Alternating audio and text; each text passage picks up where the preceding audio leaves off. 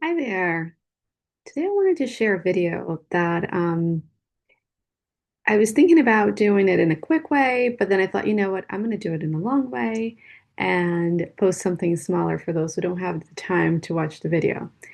But I wanted to share my 10 favorite Ayurvedic hacks. I mean, they're not really hacks, but the 10 things that I learned in Ayurveda that are very much part of my life and my clients' lives when I teach them a little bit about digestion and things that they can change for a healthier lifestyle and that are easy enough to incorporate in your daily life. So the number one thing, and it's the number one because it's one of the first things I do when I wake up, which is to scrape my tongue. I have a copper scraper. You can have a stainless steel or copper scraper, and you scrape your tongue from the back to the front a few times in a light motion to remove the coating of your tongue that stays in the morning, which is a byproduct of your last meals or your body detoxing overnight. So you don't want to wake up and then drink something together with that coating because you're ingesting your toxins again. And that movement also of scraping the tongue will help stimulate your GI tract and get you moving for the day. So that's my number one thing. My number two thing is the power of warm water. I also don't eat anything before I have a little bit of warm water in my body to help flush out the toxins. Now, this warm water can also be used throughout the day to stimulate your digestion and to better absorb this water into your body. Because when we drink cold water or ice water, your body has to regulate that temperature first so then it can be absorbed by your body. So warm water is miraculous. If you ate too much and or if you have a little bit of indigestion, if you sip small sips of warm water throughout the day, and if you don't like the idea of warm water, plain, you can put a couple of drops of lime or lemon, whichever is your preference, and make it a flavored water or more like a tea in a way. So that's my number two favorite thing with Ayurveda. And with that, I'm going into something similar, which is warm foods, warm cooked foods. Prior to Ayurveda, I had this habit of having a huge salad for lunch because I thought it was very healthy. I'm eating all this raw food, etc. But not everybody has the power to digest a lot of raw food because it requires a lot of digestive fire to break down the raw food. So when you cook the food, it makes it more easily digestible, easily absorbable. So eating warm cooked meals helps your digestion and absorption of nutrients. Um, Also, if you add spices to it, there is a whole sort of system when you cook your foods. But in general, most people will do better with warm cooked foods. It is the temperature of your gut, and it makes sense to eat warm foods. Now, there are exceptions. During the summer, you can incorporate more raw foods. People that have more fire in them can incorporate more raw foods. But in general, most people do well with warm cooked foods. I myself had a whole change in how my system works and my digestion and my bowel movements, etc. Once I incorporated that. And then let's go then to number four, which is using spices. I keep some spice mixes in my house made. I like to buy the whole seed and grind it myself on a coffee grinder that I use specifically for this. Um, You can buy spice mixes as well. There's nothing wrong with that. But when you grind it yourself, it just stays fresher for longer. You just don't know how long the spice mixes have been sitting on the shelf. And it's not like they're not going to have properties, but again, they're more potent if you do it yourself. And I have some videos on my Instagram talking about that. And if you have any questions, you can just message me and I will share my process of making spice mixes. But in general, I pick certain spices for their properties and I roast them and I grind them. And it doesn't take long. It sounds like a crazy process, but it's not. So then my number five, I have one specific spice, which is fennel seeds. And I use them when I feel like I ate too much, or which I shouldn't be doing, but if I feel like I ate a little too much, or that the food is not settling well, or I don't have a tendency for heartburn, but if you have heartburn after you eat, then you grab a couple of those seeds and then you just chew it and swallow it. Fennel to me is magic. If you can't stand the taste of fennel, I'm sorry for you, but maybe a tea is a little bit milder. You can just boil the seeds of fennel and then strain it. Fennel for women is wonderful for hormones, for their skin, and again for digestion. Um, Wonderful spice. So that's my number five trick. Um, my number six is if you actually have a tendency for constipation and if you haven't gone in a few days, which shouldn't happen, but in case you go through that, there's a little recipe that I love. And I grab a handful of raisins and I soak them in water. You can do it if you have this problem regularly, you can do it just every night. You leave a couple of raisins in a little bowl with water. And then in the morning, you're gonna mash them and put a little teaspoon, not teaspoon, maybe a half teaspoon. I guess you can go up to 1 teaspoon of ghee, and then you're gonna make a paste of the mashed raisins with ghee, and you're going to eat this mixture after warm water. Um, it works wonders, and it's great for children too. If your child's constipated, it's really delicious. If you happen to be vegan, then you can just do the raisins itself. But the ghee adds oiliness, which helps the movement, the downward movement for constipation. So that's a wonderful thing to do. Um, then another thing that I love about Ayurveda is the power of some breathing exercises. So now we're going to go a little bit more on the mind side. So breathing exercises. Um, my favorite is the humming bee, and I have separate videos of breathing exercises on my website under resources.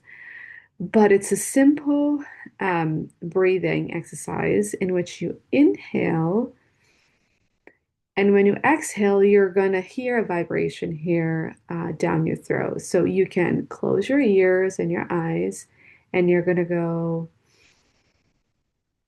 "Mm,"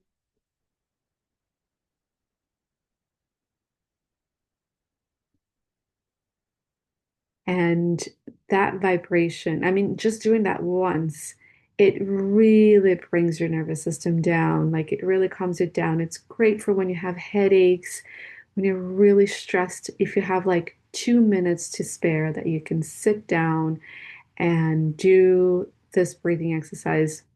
You see how it works wonders. Another great thing to calm your nervous system down is oiling your body. So you can hear that we use a lot of oil in Ayurveda in many different ways, ingesting and on your skin. And the reason why we use it on our skin is obviously it's the largest organ. It gets absorbed really quick into your system.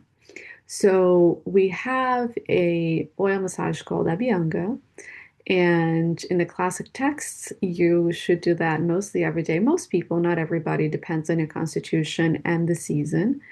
Um, but this massage, this oiling of the body, is a way of extending your life because what happens to us is that once we're born, we're like a little grape. And then once we die, we're like a little raisin. We're drying out. So there's basically your longevity equals your moisture. The more moisture you have you're in your body, obviously not to the point which there's stagnation and issues, but if you keep your tissues healthy, juicy, with the right juice, then you'll have a longer life and healthier and feeling better. So, um, oiling your body, especially your joints, so you don't have, arthritis or certain specific pains on your joints is super healthy. I have a couple of videos on that. I have one that's a very long version of an Abhyanga, but I have one on my Instagram recent actually that it just kind of goes through the motions. Um, and there are specific oils for specific constitutions and for specific purposes. Like I said, maybe you have a lot of joint pain, so you should use a specific oil. But in general, we use unrefined sesame oil, preferably organic. And then you just warm it up, not straight to a flame. What I usually do is I have a mug with hot water and I put my glass container with my sesame oil to warm it up. And then I will massage my body. And even if you don't have a ton of time, even if just the motion of oiling your body for a minute or two and then leaving that oil for 5 minutes and then getting in the shower, um, you notice how different you feel because, first of all, you're touching yourself, and just by touching your skin, you're touching your nervous system, you're calming your nervous system down, you're grounding yourself. So, just that quick motion really helps to bring you down. Now, there are certain rules for Abhyanga. You should never do it on a full stomach, it should always be on an empty stomach. So, ideally, if, in the morning before your breakfast, I know a lot of people don't have that time. So if you have to do it at night, just make sure that you're doing it about 2 to 3 hours apart from your dinner. So having an early dinner is ideal. And then, if you shower before bed around 9 o'clock, let's say you had dinner at 6:30 or 6, then you can do your Abhyanga, take a shower, go to bed. Um, so Abhyanga, oiling, life. It's really amazing. Try it for yourself, and your skin will be amazing. Um, Another thing that I love about Ayurveda is the idea of certain food combinations. And this is a little bit more lengthy, and I have a PDF that I'll link here on my website that you can print out. And they're actually, some of them are very basic, but some of them, uh, people have done it in their whole lives and then they don't understand why they have certain issues. And they're like, oh, but I'm fine. I'm like, no, no, no, you're not fine. This has been creating toxins in your body for a long time. And that's probably why you may have allergies. Everything stems from your gut. So don't ever forget that. Or you may have chronic constipation, or you may have a lot of joint pain and things like that. So, one of my favorite food combinations that's a total no-no in Ayurveda is dairy with fruit. Most fruits, especially banana. And I say that because that's the most common fruit that people mix in their smoothies. So regular milk and banana don't go together. There's a fermentation that happens that will start creating toxins in your gut. So that's one of my favorites, and a lot of protein together. I know there's like a crazy um, protein hype right now, and protein is great for you. I don't think it's a one size fits all, like, oh, this is your weight, this is how much protein you have to have, because not everybody has the power to digest protein the same way.